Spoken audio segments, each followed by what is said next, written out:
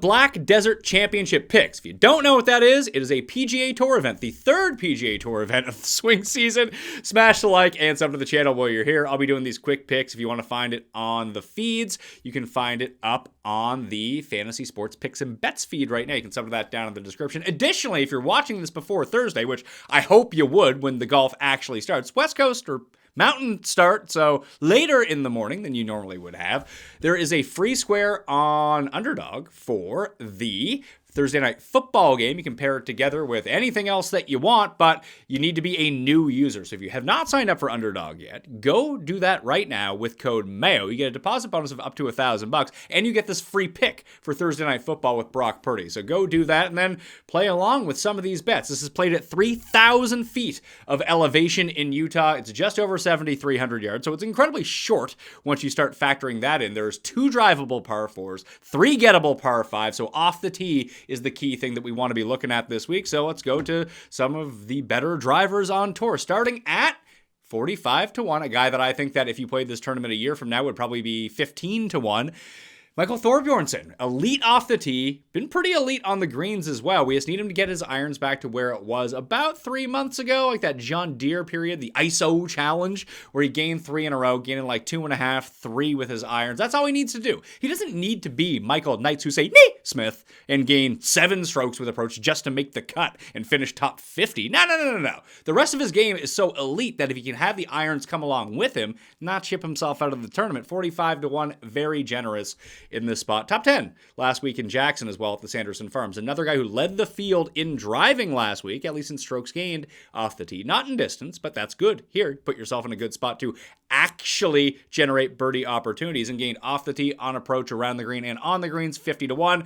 Pure talent-wise, might be the best guy in this field when he's healthy, and it's Daniel Berger, and he says he's healthy right now. He only has 2 top 20 since his return at the American Express in January. One was last week in Jackson, the other one at the other Tom Weisakoff course that they play. Well, there's 2 that they play. You play TPC Scottsdale and the Byron Nelson at the Bunny Ranch, and that was his other only time where he gained in all 4 of the strokes gained categories outside of last week. So get him back at a Weisakoff course in good form, knowing that he's probably healthy and that talent could rise 50 to 1. Very generous on Daniel Berger this week. Matty Schmidt, second off the tee last week, 60 to 1. The German should have no problem attacking these drivable par 4s. He just need his putter to come along for the ride. 60 to 1 is not bad. He has 2 top 20s in his past 4 PGA starts as well, including a top 16 last week at the Sanderson Farms. Justin Lauer, 65 to 1.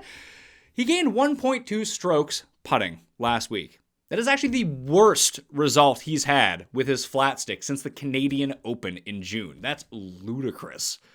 It's really crazy. So if he's probably going to average like 3 to 4 on the greens, that's his average, at a course that's not particularly long, obviously better for the longer, straighter hitters who can attack and generate easy birdie opportunities. And if they do end up releasing some underdog plays, what you need to do is go over birdies on mostly everyone, especially guys that hit the ball a ton and just can putt with a modicum of success. But with Lauer, we know he can light it up with his putter. His irons and especially his wedges are quite good as well. So if you attack this the other way, where you're mainly not greenside, and if he can get to these par 5s and 2, his putter can carry him a long distance. He's the one guy that I've really gone the other way with in terms of skill sets that I'm targeting this week. But 65 to 1 for Justin Lauer. Pearson Coody, my guy. Mr. Coody's 90 to 1. His putter has disappeared in the first 2 events of the swing season. But that's weird because he's actually a very good putter, but his irons out of nowhere have He just needs to gain a little bit of on approach. He needs to smash the ball off the tee and continue to drive the ball as well as he's been doing and just regain that putting form that he has had for 4 months when he couldn't hit an iron to save his life. He almost won the ISO challenge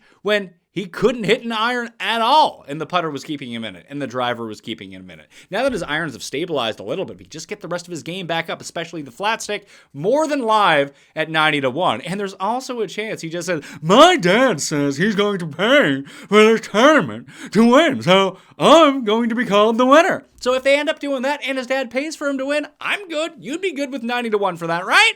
Then Nick Hardy, he's 100 to 1. I bet this loser every week. I'm a loser for betting him massively in the hole. but hopefully one of these days he can finally figure it all out. The ball striking has been so good. His chipping is so horrendous. It stops being funny after a while when you keep betting on a guy who loses like 3 strokes a week around the greens and can't even contend for a top 10 because of it. But one of these weeks, he's going to like chip in twice, and it's all going to be worth it when we hit the 100-1 on Nick Hardy. Maybe it's this week, maybe it's not. Hopefully it's one of the 6 guys that I gave out. If you want more information, hit the Mayo Media newsletter. That's Mayo Media on Substack. Completely free to join. I'll be sending that out later on Wednesday afternoon with the finalized plays, the write-ups, and a bit more information on the tournament. That's it for me. So to the channel, smash the like while you're here, and I will see you next time. Experience!